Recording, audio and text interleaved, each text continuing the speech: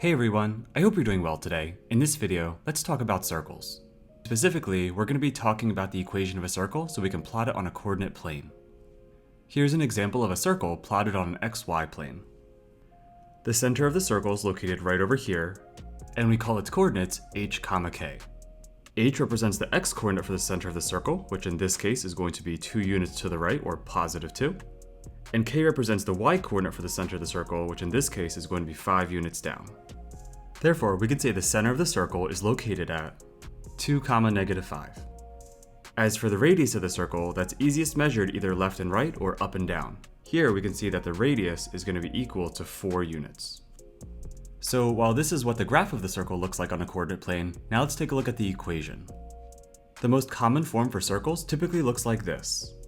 We have the quantity of x minus h squared plus the quantity of y minus k squared is equal to r squared. Seeing as how we know that h is equal to 2, we can go ahead and substitute in 2 for h, and since we know that k is equal to -5, we can substitute in that value for k. And for our final substitution, because we know that the radius or r is equal to 4, we can go ahead and substitute in 4 for r. Substituting in, we would get the quantity of x minus 2 squared plus the quantity of y minus a -5 squared is equal to this 4 squared on the other side. To clean this up a bit, we can rewrite this y minus a -5 as y plus 5. This right here would be the most common way of writing the equation to represent the circle that we started with. So while this is the most common form that you'll see the equation of a circle written, sometimes it's written in a different way. In the rest of this video, I'm going to show you how to take an equation that looks like this, and to rewrite it into that form that we were just talking about. The reason why we would want to do that is because the way the equation is written on the left here, we can't tell what the center of the circle is or what the radius is. Let me simplify the process down so you understand how to get the equation from what we have on the left to what we have on the right. For step 1, let's rearrange the equation so we have our x terms and our y terms together. Rearranging this, we're going to have x squared minus 6x plus y squared plus 4y is equal to 3. Now that we have our x terms together to the left and our y terms to the right, let's go ahead and group them together. So there are x terms right over to the left and our y terms to the right. And for step 2, let's go ahead and complete the square. Now we're going to go ahead and do this twice, once with the x variable and once with the y variable.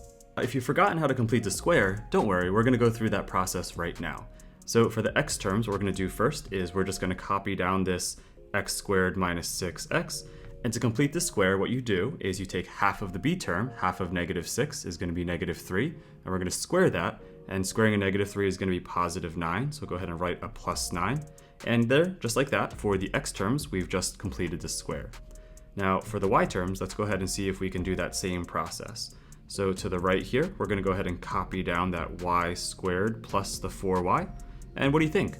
Well, half of that 4 is going to be a 2, and if you square that, that's going to be 4. So we're going to go ahead and just add 4 right after that. And there you have it, we've completed square 2 times. On the right side of the equation, we still have that 3, so let's copy that down and not forget about it. And if you're thinking it's a little weird that we just added 9 and added 4 to the left side of the equation, you're right. We should actually make sure that we are keeping the equation balanced, so let's make sure we add 9 and add 4 to the right side of the equation to keep everything balanced. For step 3, let's go ahead and factor because we've now created 2 perfect square trinomials. By completing the square for these x terms, we can go ahead and factor this into 2 identical binomials of x minus 3 and x minus 3. And for shorthand, we can write this as x minus 3 squared. For the y terms, let's go ahead and replicate this process. Because we've completed the square, we can factor this into 2 identical binomials of y plus 2 and y plus 2, but simply we can write this as the quantity of y plus 2 squared. On the right side of the equation, 3 plus 9 is going to be 12, and 12 plus 4 is going to equal 16.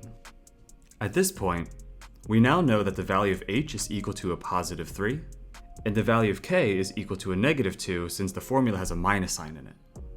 Now the only thing we really have to worry about is the 16 to the other side, and just keep in mind that that's not the radius, but rather that's the radius squared, or r squared. If the radius squared is equal to 16, then we know the radius is now equal to 4. While it didn't really look like it from the beginning, the equation we started with is actually an equation of a circle. By rearranging some terms and completing the square and factoring, we now know that the Center of the circle is located at 3, -2, and at the radius of the circle is equal to 4. Now that we know this information, we would be able to plot the center of the circle over in quadrant 4 at +3, -2, move 4 units to the right to draw an endpoint on the circle, move 4 units up to draw another endpoint of the circle, move 4 units to the left, and move 4 units down. Drawing a smooth curve connecting these points, we now have our circle. We can see that the radius is equal to 4.